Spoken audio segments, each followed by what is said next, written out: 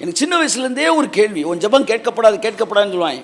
அப்போவே எனக்கு ஒரு கேள்வி வரும், நம்ம கெட்ட வார்த்தை சொன்னால் மட்டும் கரெக்டாக கேட்டுருது அவருக்கு. நீ ஜெபிச்சா கேட்காதான், ஆனால் கெட்ட வார்த்தை சொன்னால். ஆனால் எனக்கு அப்போவே இப்படி சொல்லி கொடுத்தாரு கர்த்தர், மகனே நீ கெட்ட வார்த்தை பேசுனே காது கேட்குன்னா நீ ஜெபிக்கிறது எப்படி எனக்கு கேட்காம இருக்கு.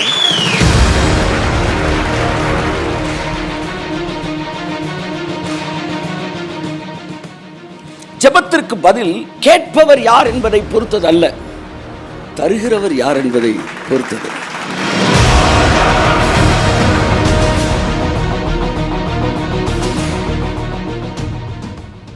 உனக்கு தகுதி வேணும் நீ சொன்னா, தகுதி இருக்கிற எதுக்கே அப்ப கெஞ்சணும்? கிரியை செய்கிறவனுக்கு வருகிற பலன் கூலி. வேலையை பார்த்துட்டு சம்பளத்துக்கு கெஞ்சுவீங்களா? அப்படி கெஞ்சினீங்கன்னா அந்த ஓனர் நல்ல ஓனரு கிடையாதுன்னு அர்த்தம். கெஞ்சணுமா? நான் சொல்றேன், தகுதி என்று ஒன்று வந்துவிட்டால் கேட்பது என்பது அங்கு நடக்கக்கூடாது. கேட்பது என்று ஒன்று வந்துவிட்டால் அங்கு தகுதி கன்சிடர் பண்ணப்பட கூடாது. கையத்தட்டு ஆமென்.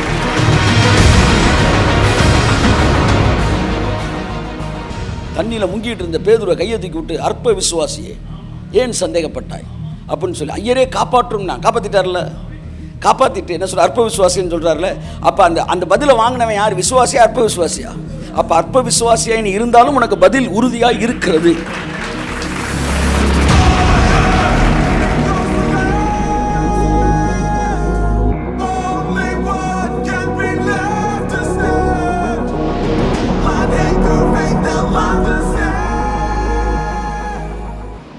உலகத்தின் மிகப்பெரிய தவறு ஆதாம் பழத்தை புசித்து.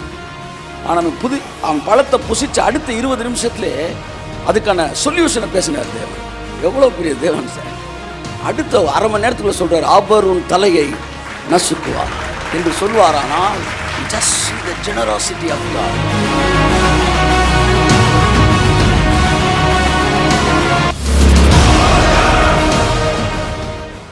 என் அன்புக்குரியவர்களே, நாம் பரிசுத்தவான்களும் பரிசுத்தவான்களாகும்படி அழைக்கப்பட்டவர்களுமாய் இருக்கிறோம் என்றுதான் வேதம் சொல்லுகிறது. ஸோ நம்ம எதற்காக அழைக்கப்பட்டிருக்கிறோம்? பரிசுத்தவான்களாகும்படி அழைக்கப்பட்டிருக்கிறோம், பரிசுத்தமாக்கப்பட்டவர்களாக இருக்கிறோம். பரிசுத்தமாக்கப்படுதல் வேறு, பரிசுத்தவான்களாவது வேறு என்பதை பற்றி நான் பேசியிருக்கிறேன். இது எல்லாம் நமக்குள்ள நாம் ரட்சிக்கப்பட்டதிலிருந்து நடந்து கொண்டு இருக்கிற ஒரு காரியம். மரபணு அறிவியல் என்ன சொல்லுகிறது என்றால், தகப்பனுக்குள் இருக்கிற அந்த கேரக்டர்லாம் பையனுக்குள்ள அந்த டிஎன்ஏ மூலமாக கடத்தப்படுகிறது என்று சொல்லப்படுகிறது. அப்படித்தான் நாம் அவருக்கு பிள்ளைகளான உடனே அவருடைய குணநலங்கள் நமக்குள் கடத்தப்படுகிறது. அதில் அந்த மரபணு அறிவியல் என்ன சொல்கிறாங்கன்னா, எல்லா காரியங்களும் அந்த செல்லு மூவ் ஆகிறது ஒரே ஸ்பீடில் மூவ் ஆகாதான். சில விஷயங்கள் மெதுவாக மூவ் ஆகுமா, சில விஷயம் என்ன செய்யுதான் ஸ்பீடாக மூவ் ஆகுதான். அப்படி இமீடியட்டாக ஸ்பீடாக மூவ் ஆகி உங்களுக்குள்ளே வந்த கேரக்டர்ஸ் இருக்குது, மெதுவாக மூவ் ஆகி உங்களுக்குள்ளே வந்துக்கிட்டு இருக்கிற கேரக்டர் இருக்குது. உங்களுடைய மாம்ச பிரகாரமான தகப்பனவருடைய குணநலன்கள் எல்லாம் உங்களை விட்டு தேவன் அவர்கள் சாரத்தை இறங்க பண்ணுவேன். விஷத்தை இறக்குற மாதிரி உங்களுடைய பாரம்பரிய குணங்களை, அதாவது ஜென்ம ஸ்வாவத்தை விஷத்தை இறக்குற மாதிரி உங்கள்கிட்ட இறக்குவாராம் தேவன். அப்படியே இறக்கி தன்னுடைய ஜீவனை, காட்டு ஒளிவ மரத்திலிருந்து வெட்டப்பட்டிருக்கிற நீங்கள் நல்ல ஒளிவ மரத்தோடு இணைக்கப்பட்டு அவருடைய வேருக்கும் அவருடைய சாரத்திற்கும் பங்காளிகளாய் மாறுகிறீர்கள். இதுதான் ப்ராசஸ். இதை நோக்கித்தான் நாம் நகர்ந்து கொண்டு இருக்கிறோம். இதற்கு இடையிலே இந்த கம்ப்ளீஷனுக்குள்ள, இந்த கம்ப்ளீட் பொசிஷனுக்குள்ளே வந்ததுக்கு பிறகுதான் நான் ஜெபிக்கிறதுக்கு தேவன் பதில் தருவார் என்பது அல்ல. நீங்கள் உங்கள் டெஸ்டினேஷனை அடைஞ்ச பிறகு தான் தேவன்கிட்ட ஒன்று வாங்க முடியும் என்பது அல்ல. நீங்கள் போய்கொண்டிருக்கிற இந்த பிரயாணத்தின் இடையிலே கூட நீங்கள் கேட்கிற ஒவ்வொன்றுக்கும் தேவனிடத்திலிருந்து பதிலை பெற்றுக்கொள்ள முடியும் என்பதுதான் அந்த செய்தியுடைய சாராம்சம். நாம் பாவிகளாக இருக்க வேண்டும் என்பது அல்ல. ஒருவேளை தவறாக நீங்கள் புரிந்திருப்பீர்கள் என்றால் சரியாக நீங்கள் புரிந்து கொள்ள வேண்டும். பாவிகளான சூழ்நிலையில் இருக்கிறவர்களுக்கு கூட அவர் பதில் கொடுக்கிற தேவன்.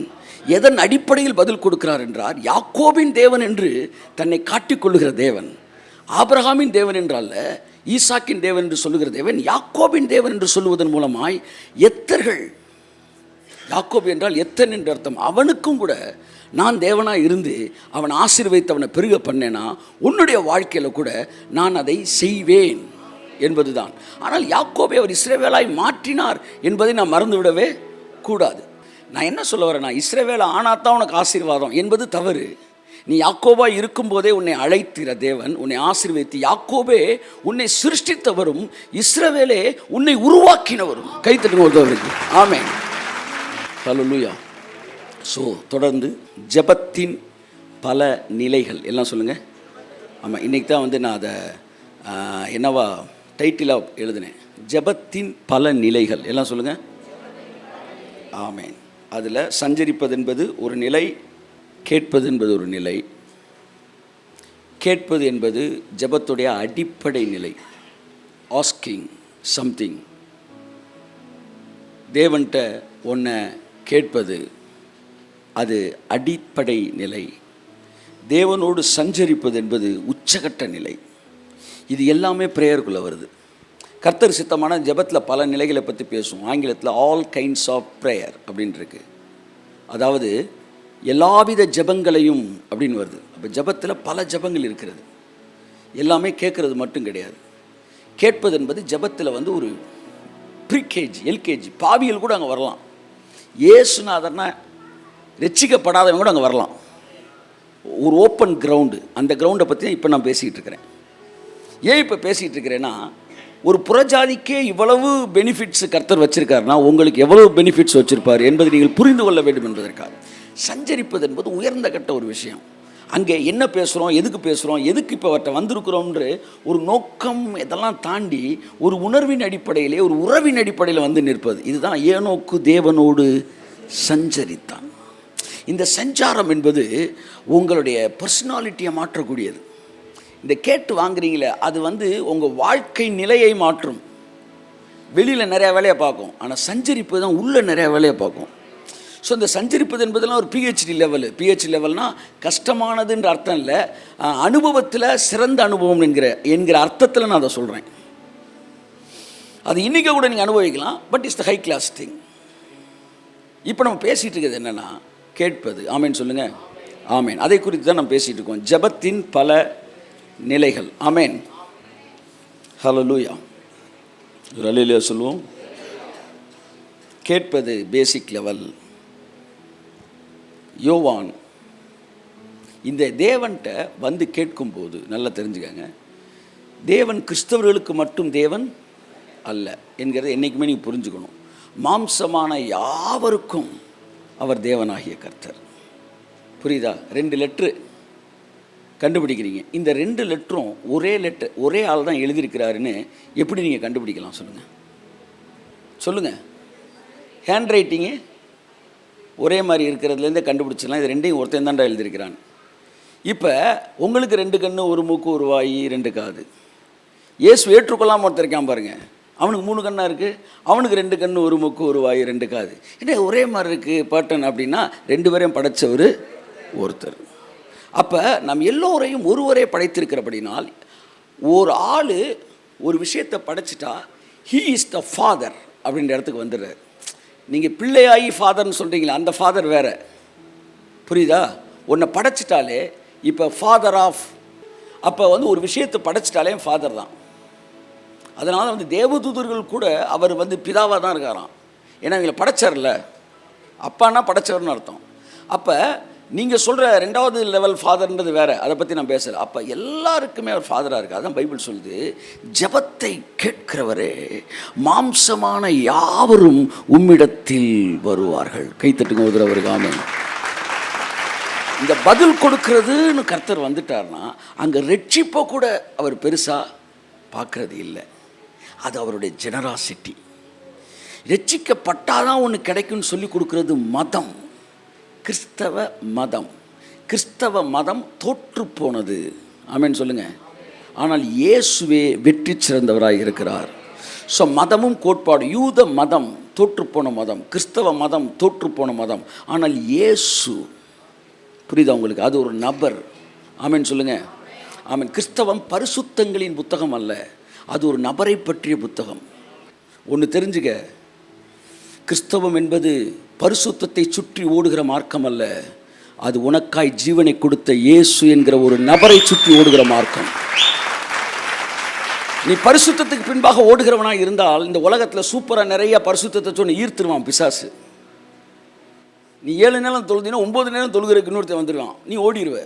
ஆனால் இயேசுவை மட்டுமே மையமாக வச்சு அவர் மீது இருக்கிற அன்புக்கு நேராய் சபையை வழி நடத்தி இருந்தா, இயேசு எந்த மதத்திலும் இருக்க மாட்டாரு, நான் எந்த மதத்துக்கும் போக மாட்டேன், நான் கிறிஸ்தவத்தில் இருந்திருப்பேன். ஒருவேளை வேற ஒரு மதம் இயேசுவை காட்டி அவர் சிறந்தவர் சொன்னால் அந்த மதம் ஆட்டோமேட்டிக்காக கிறிஸ்தவ மதம் அர்த்தம்.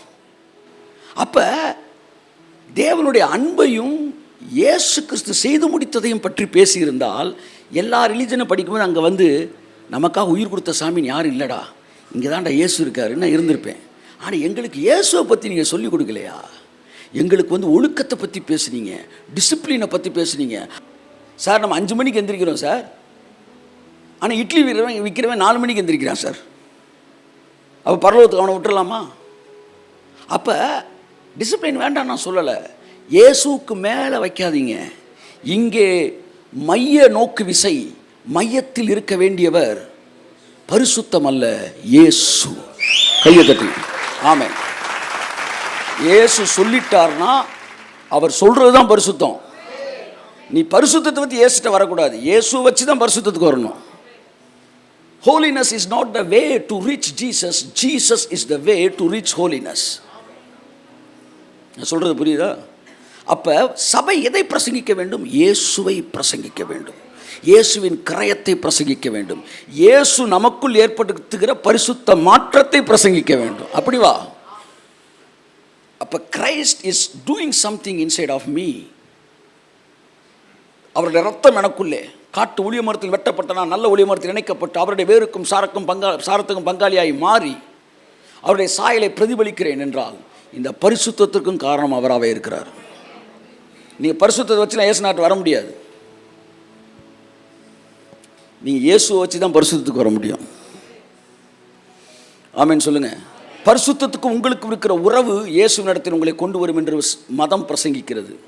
ஆனால் இயேசுவுக்கும் உங்களுக்கும் இருக்கிற உறவே பரிசுத்தத்துக்கு உங்களை கொண்டு வருகிறது என்று நான் உங்களுக்கு பிரசங்கிக்கிறேன். சொல்லுகிறேன், நல்லா புரியுதா? நமக்கு சொல்லிக் கொடுத்ததெல்லாம் பரிசுத்தத்துக்கு நமக்கு இருக்கிற உறவு தான் இயேசுகிட்ட கொண்டு வரும் இல்லை, இயேசுவுக்கும் நமக்கு இருக்கிற உறவு தான் பரிசுத்தத்துக்கு கொண்டு வரும். ஒரு செகண்டில் விட்டுட்டு போயிடுவீங்க தெரியுமா? உங்களுக்கு ஒரு செகண்டில் விட்டுருவீங்க, தப்பெல்லாம் எவனுமே சொல்லிக் கொடுக்க வேணாம், அப்படின்றக்குள்ள விட்டு போயிடுவீங்க. ஆமென் சொல்லுங்கள். ஹல்லேலூயா. அதனால் முதல் விஷயத்தை முதலிடத்தில் வையுங்கள், இரண்டாவது விஷயத்தை இரண்டாவது இடத்தில் வையுங்கள். ஆமென் சொல்லுவோம். ஆனால் நமக்கு மாற்றி பேசப்பட்டது. பரிசுத்தத்தை பேசி நான் வேறு மதத்தை பார்த்தா அங்கே பரிசுத்தத்தை விட அதிகமாக இருக்குன்னா வந்து அங்கே போகிறதுக்கு மனசு என்ன செய்யுது? தூண்டுது. எத்தனை பேர் யூத மதத்துக்கு வந்தாங்களாம்? யூத மார்க்க தமைந்தவர்கள்னு ஒரு குரூப் இருக்குது பார்த்தீங்களா? அவன் யூதனே கிடையாது, வேறு மதத்துலேருந்து யூத மதத்துக்கு வந்தவங்க.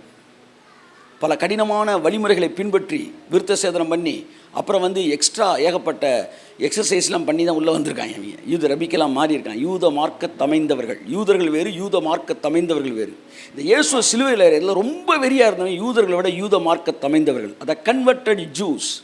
ஏன்னா அவனுக்கு வெறி, நாங்கள் இம்புட்டு விஷயத்தை பாஸ் பண்ணிட்டு உள்ளே வந்திருக்கிறோம், இவர் என்ன வந்து பாவிகள் எல்லாரும் பரலோகத்துக்குள்ள வருன்றார், அப்போ நாங்களாம் இவ்வளவு முடித்தோம் கிறுக்குங்களாடா நாங்கள், அப்படி வராமல்.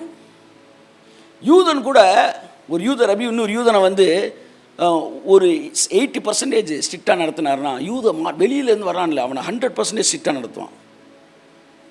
இவர் 4 மிஸ்டேக் பண்ணால் கூட விட்டுருவான், அவன் வந்து ஒரு மிஸ்டேக் கூட பண்ண முடியாது. அதனால் அந்த ரிஸ்கில் வந்தவனுக்கு ஈஸியான ஒரு பாதையை சொன்னவனு அவனால் ஏற்றுக்க முடியல. என் அன்புக்குரியவர்களே, யூத மார்க்கம் பரிசுத்தத்தை பேசுகிறது, டிசிப்ளின் எல்லாம் பேசுது. நான் வந்து மார்ஜின் கோடு போட வேண்டான்னு பேசலை, போடுங்க. ஆனால் அதை விட முக்கியம், கேள்விக்கு பதிலை கரெக்டாக எழுதுங்க. இந்தியா எப்பொழுது சுதந்திரம் பெற்றது அப்படின்னா 1947 ஆகஸ்ட் திங்கள் 15ஆம் நாள் அப்படின்னு எழுதிடு, அதுதான் முக்கியம். சைடில் மார்ஜினை போட்டால் நல்லது, போடாமல் விட்டால் கூட பரவாயில்ல, விட கரெக்டாக இருக்கணும். நீ மார்ஜினை கும்முன்னு போட்டுட்டு 1992 போட்டு வச்சின்னா உன் பிறந்தநாளை கேட்கலப்பா. மார்ஜின் போட்டிருக்கேன் சார், உன் மார்ஜினை தூக்கி குப்பையில் போடு, உன் டிசிப்ளினை தூக்கி குப்பையில் போடு. இயேசுவின் ரத்தம், ஆமாம், இயேசுவை நோக்கி என் இருதயத்தை கட்டியிருந்தால் 1000 மதத்தை படித்தாலும் அங்கே இயேசுவை நான் பார்த்திருக்க மாட்டேன். அந்த மதத்தை நோக்கி நம்ம திரும்பி இருக்கிற மாட்டோம். ஆனால் இயேசுவை நோக்கி இருதயத்தை கட்டாமல் ஒழுக்கங்களையும் மற்ற காரியங்களையும் குறித்து நமக்கு சொல்லிக் கொடுத்தபடினால இதை விட சிறப்பான ஒழுக்கங்கள் காரியங்கள் அங்கே வந்துச்சுன்னா மனசு எங்கே போகும் சொல்லுங்கள் சார். அதனால் கிறிஸ்தவம் தன்னை காத்துக்கொள்ள வேண்டுமென்றால் இரண்டாவது இடத்தை முதலிடத்தில் பிரசங்கிக்காமல் முதலிடத்தை முதலில் பிரசங்கிக்க வேண்டும். எனக்கு இயேசுநாதர் மேலே இருந்த ஒரு பெரிய விஷயம் என்னென்னா, நான் வேலை பார்த்தா எங்கள் அப்பா என்னை நேசிக்கிற ஒரு இடத்துல ஒரு சூழ்நிலையில் இருந்துச்சு. சரி, பல வருஷங்களுக்கு முன்பாக நான் வேலை பார்த்தா எங்கள் அப்பா என்னை நேசிப்பார், வேலை பார்க்கலன்னா அவரோட அன்பு எனக்கு கிடைக்காது. அந்த இடத்துல நான் இருந்தேன். நான் அதாவது சம்பாதிக்கணும், நான் சம்பாதிக்கிறேன் இல்லையோ ஒழுங்காக வேலைக்கு போகணும், டிசிப்ளினாக இருக்கணும். அப்படி இருந்தால் தான் எங்கள் அண்ணன் என்னை நேசித்தார். இப்போ நான் யோசித்தேன், எல்லாருமே எல்லாத்தையும் ஒரு விஷயத்தை டிமாண்டாக வச்சு தான் என்னை நேசிக்கிறாங்க. நீ இருக்கிற மாதிரி இருக்கிற நான் உன்னை நேசிக்கிறேன்னு சொல்கிறதுக்கு யாருமே இல்லை. அப்போ எங்கள் அம்மா என்ன சொன்னாங்க, நீ எப்படி இருந்தாலும் பரவாயில்லடா, உன்னை நேசிக்கிறேன், ஆனால் பைபிள் படிடா, ஜோம் பண்ணுறான்னாங்க. சரின்னு இது நல்லா இருக்கே அப்படின்னு. அதுக்கப்புறம் பார்த்தேன், அவங்க கூட பைபிள் படித்தா ஜோம் பண்ணாத்தானே நேசிக்கிற ஒரு பொசிஷனுக்கு வருது. அங்கேயும் ஒரு டிமாண்ட் இருக்குது. நேசமே இல்லைன்னு நான் சொல்லலை, இதெல்லாம் டிமாண்ட்ஸாக வைக்கப்படுது. அப்போ என் மனசு ஒரு ஆளை தேடிச்சு. யாருன்னா, நான் எப்படி இருந்தாலும் என்னை நேசிக்கிறதுக்கு யாருமே இந்த உலகத்தில் இல்லையா, நான் இருக்கேன்டான்னாரு. நான் இருக்கேன்டான்னாரு. அந்த கேரக்டர் தாங்க எனக்கு அவர்கிட்ட பிடிச்சது. அப்போ இயேசுவை நீங்கள் எப்படி காட்டியிருக்கணும் சார், நீங்கள் பரிசுத்தவான் சார், நம்ம இதெல்லாம் செய்யணும் இயேசுனர் விரும்புகிறார் நீங்கள் சொல்லலாம். ஆனால் பாவிட்ட போய் இதெல்லாம் செஞ்சால் இயேசு விரும்புகிறாருன்னா அவர் கூட ஒரு டிமாண்டில் தான்டா வராரு, அப்படி தான் நான் நினைப்பான். ஆனால் நீ எப்படி இருந்தாலும் உன்னை நேசிக்கிறக்கு ஒரு தேவன் இருக்கிறார் என்று சொல்லும்போது அந்த தேவனுக்காய் நான் எப்படியும் அவருக்காய் வாழ்வேன் ஒரு முடிவுக்காக வரான். Approaching is very important thing, ரொம்ப முக்கியமானது. அப்படி தான் தேவன் நம்ம மனவாட்டி, கைத்தட்டுங்க, அவர் மணவாளன், நம்ம மணவாட்டி. அவருக்கு தெரியும் எப்படி ஸ்டார்ட் பண்ணணும்னு. ஒரு குரங்கு குட்டியை நீங்கள் வளர்க்கணும் முடிவெடுத்தால் கூட உங்கள் கையில் தூக்கணுன்னு அப்படி அன்பாலாம் வர பறண்டும் உங்களை அது நீங்கள் சகிக்கணும். ஏன்னா அதுக்கு நீங்கள் இன்னும் நல்லவர்னு தெரியல. ஆனால் தொடர்ந்து பறண்டிகிட்டே அந்த பயத்தில் பறணும். அப்புறமேட்டு போன்னு தடவி கொடுக்கும்போது இவர் நல்லவர் தான் அப்படின்னு உங்களை ஒரு நாய்க்குட்டி கூட தொடக்கத்தில் உங்களை பறண்டும். அப்புறம் நீ அதை சகிக்கணும். அப்படித்தான் மனிதன் தேவனை புரிஞ்சுக்கிறாமல் அவரை பறண்டப்போ அவர் தாங்கிக்கிட்டார். அவர்கிட்ட பழக அவர் நல்லவர் நமக்கு தெரிஞ்ச பிறகு நம்ம அவரை கட்டி பிடிச்சிக்கிட்டோம். அதுக்கு பேர் தான் அந்த பரிணாம வளர்ச்சி, கிறிஸ்தவத்தில் இருக்க பரிணாம வளர்ச்சி. ஸோ அதைத்தான் இயேசு கிறிஸ்து பேசினார். பைபிளில் நிறையா ஸ்டாண்டர்ட் மெசேஜஸ் இருக்குது. சரியா? வாதை உன் கூடாரத்தை அணுகாது, உன் வியாதி படுக்கையை கர்த்தர். என் கேள்வி, நான் கூடாரத்துக்கே வியாதி வராதப்ப எனக்கு வியாதி படுக்கை எதுக்கு வருது? அப்போ இந்த வசனம் எதுக்கு பைபிளில் இருக்கணும் அப்படின்னா, முதல் விஷயத்தில் நீ தவறிட்டினா உனக்கு ஹோப்பு போயிடுச்சுன்னு அர்த்தம் இல்லை, ரெண்டாவது இடத்துல இருந்து கூட உனக்கு ஹோப் இருக்குது. புரியுதா? மலை ஏறுகிறவன் 10 ஆணி அரைஞ்சு போகிறான், தவறிட்டான், வேகமாக தொங்கும்போது அந்த ஆணியிலே தொங்கிடுறான். ஆணி பிடுங்கிருச்சுன்னா பரவாயில்ல, ரெண்டாவது ஆணியில் தொங்கிக்க. அப்படித்தான் வாதை கூடாரத்தை அணுகாதுன்ற இடத்துல நிற்கிற நீ, ஆணி பிடுங்கிருச்சு பரவாயில்ல, வியாதி படுக்கை வந்துட்டியா, வியாதி படுக்கையை மாற்றி போடுவேன். எல்லா ஸ்டாண்டர்ட் பீப்புளுக்கும் பைபிளில் என்ன செய்யுது வசனம் இருக்குது பாருங்க. இந்த ஒரே பைபிள் தானங்க நேற்று ரசிக்கப்பட்டவனுக்கும், ஆமாம் 50 வயசு ரசிக்கப்பட்டவனுக்கும் இதுதான். ஸோ என் அன்புக்குரியவர்கள், அதை நீங்கள் புரிந்து கொள்ள வேண்டும். ஆமென் சொல்லுவோம். எந்த மனுஷன் பைபிளை திறந்தாலும் அவனுக்கு வசனம் இருக்கு உள்ள. கர்த்தர் நல்லவர். ஆமென் சொல்லுவோம். ஸோ இன்றைக்கு நம்ம கேட்பது என்கிற இடத்துக்கு வரோம். தேவன் சொல்கிறாரு, ஜெபத்தை கேட்கிறவரே, மாம்சமான யாவரும் உம்மிடத்தில் வருவார்கள்னா அதுக்கு என்னவே இல்லை, அதுக்கு டிமாண்டே இல்லை. யார் வேணாலும் அவர்கிட்ட வரலாம். யார் ஜெபத்தை கூட அவர் கேட்குறதுக்கு ரெடியாக இருக்கார். இதைத்தாங்க சபை பிரசங்கிச்சிருக்கணும். சபை செய்த பெரிய தவறு, அவர் எல்லார் ஜெபத்தையும் கேட்க மாட்டார். ஓ ஜெபம் கூரையை கூட தாண்டாது, உன் ஜெபத்துக்கு பதில் கிடைக்காது. பதில் கிடைக்காததற்கான வழிகளெல்லாம் என்னென்னு தான் சொல்லி கொடுத்தீங்களே ஒழிய, பதில் கிடைப்பதற்கு பைபிள் என்னெல்லாம் சொல்லுது, அதாவது என்ன விதிகளை சொல்லுதுன்னு சொல்லலை. பதில் உனக்கு கிடைக்கும்னு நம்பிக்கையை கொடுக்குற வசனம் எது? அவைகள் உங்களுக்கு பிரசங்கிக்கப்படவில்லை, நமக்கு பிரசங்கிக்கப்படவில்லை.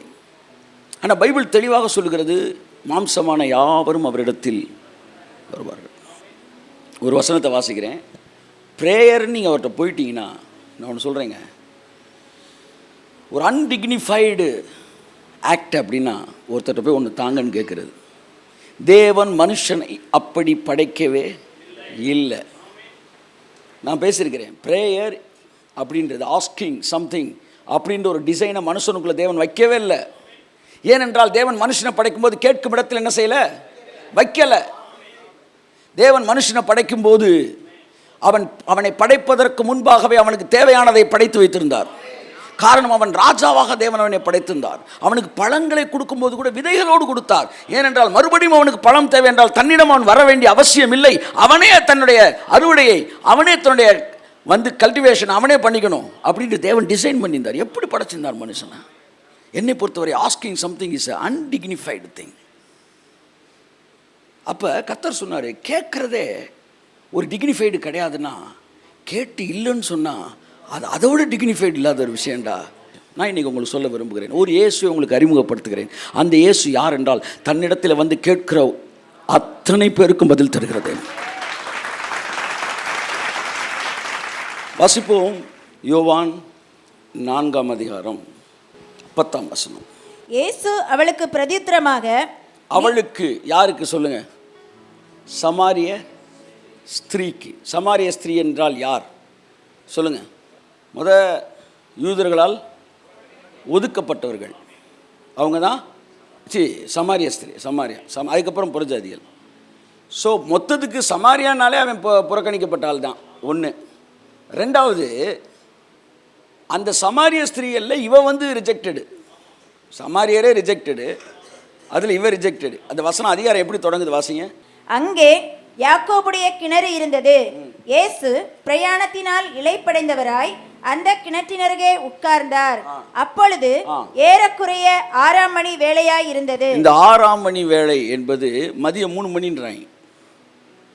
இந்த 3 மணிக்கு தண்ணி எடுக்கிறதுக்கு யாருமே என்ன செய்ய மாட்டாங்க, வரமாட்டாங்க. ஏன்னா பயங்கர வெயில். அதனால் அந்த நேரம் யாருக்கு கொடுக்கப்பட்டிருந்தது என்றால், சமுதாயத்திலே ஒதுக்கப்பட்டவர்கள், நல்ல ஒரு லைஃப் ஸ்டைல் இல்லாதவங்க, அவங்களுக்கெல்லாம் தான் எல்லாரும் தண்ணி எடுக்கும்போது வரக்கூடாது. அப்போ 12 மணிலேருந்து 3 மணிக்கு தண்ணி எடுக்க வந்தாலே அவள் சரியில்லாத பெண் அப்படின்னு அர்த்தம். இது ஊருக்கே தெரியும். ஸோ ஏசுனார் தெரியாமல் பேசிட்டாருன்னு சொல்ல முடியாது. ஏன்னா அவருக்கு நல்லா தெரியும், இந்த டைம் வேசிகள், விபச்சாரிகள், ஒதுக்கப்பட்டவர்கள் தண்ணி எடுக்கிற நேரம். அதனால தான் சீசர்கள் அவர் ஸ்திரீயுடனே பேசுகிற கண்டு ஆச்சரியப்பட்டார்கள். இந்நேரத்துக்கு என்னதையா பேசிகிட்டு இருக்காரு அப்படின்னு. என் அன்புக்குரிய, நீங்கள் அறியாத போஜனம் எனக்கு உண்டுன்னு அவர் பேசினார். அப்போ அவள் பேசும்போது நன்றாக தெரிகிறது இவள் ஒதுக்கப்பட்ட ஒரு சகோதரி. அவள்கிட்ட பேசுகிறார். இவ்வளவு ஒரு பேக்ரவுண்டோடு நீங்கள் இதை படித்தீங்கன்னா, நம்ம காட் எவ்வளோ பெரிய ஜெனரஸ் காடு, எவ்வளோ பெரிய தயால குணமுடைய தேவன். மதம் அதை ஏற்றுக்கொள்ளாது. சீசர்களே கொஞ்சம் அப்படி என்ன ஆகிட்டாங்க, லைட்டாக டியூன் கலைஞ்சிட்டாங்க. ஏன்னா யூத மதம் அவனுக்குள்ளே ஒட்டிக்கிட்டு இருக்கு. இயேசு உயிர்த்தெழுந்து போய் அபிஷேகம் பண்ணப்பட்ட பிறகு இந்த பேதுவிட்ட லைட்டாக விழாலம்பு கீழே லைட்டாக அந்த கொழுப்பு ஒட்டி இருந்துச்சு. அப்புறமேட்டு சுரண்டி எடுக்க வேண்டியதாக இருந்துச்சு. புறஜாதிகள்கிட்ட போட நான் போகமாட்டேன்ற அளவுக்கு அந்த யூத மதம் இருக்குது. நம்ம எல்லாருக்குள்ளேயும் இயேசு நாமத்தில் எல்லாம் பிளேடை வச்சு சுரண்டி எடுக்கப்படுவதாக. கடவுள் ஒன்றும் நீங்கள் பார்க்கவே இல்லை சார். ஒன்று சொல்லவா, இப்போ டக்குன்னு இந்த இடத்துல தோன்றி கடவுள் தன்னை காட்டினார்னா இந்த கடவுளை வேணான்ட்டு போயிடுவீங்க. அப்படி ஒரு கடவுள் தான் இப்படி உங்களுக்கு தெரியாமல் கும்பிட்டுக்கிட்டு இருக்கீங்க. நீங்கள் உங்களுக்கெல்லாம் இருதயம் அதிர்ச்சி ஆகிடக்கூடாதுன்றதுக்காக அவர் தன்னை முழுசாக காட்டாமல் ஒரு மாதிரி காட்டிக்கிட்டு இருக்கிறாரு.